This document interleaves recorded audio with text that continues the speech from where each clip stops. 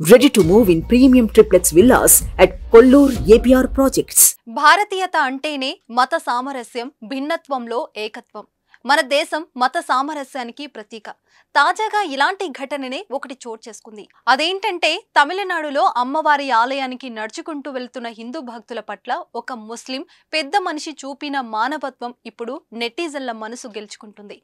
భక్తులు తలపై పాలు పొంగుళ్ళు పెట్టుకుని నిప్పులు కక్కుతున్న రోడ్డుపై చెప్పులు లేకుండా నడుస్తున్నారు.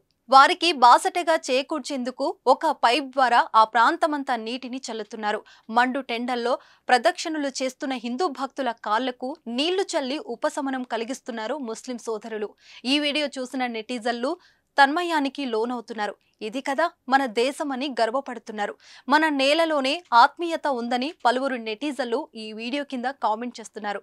మతం ఏదైనా మనిషితత్వం, మానవత్వమే అని మరొకరు కామెంట్ పెట్టారు. ముస్లిం పెద్ద మనిషి చేసిన సాయం గొప్పదని పలువురు కామెంట్ పెడుతున్నారు. మతాలు కులాలు వేరైనా ఇలా ఒకరితో ఒకరు ఆప్యాయంగా నడుచుకుంటూ ఉంటే మన దేశం రంగులమయంగా ముందుకు వెళ్తుంది.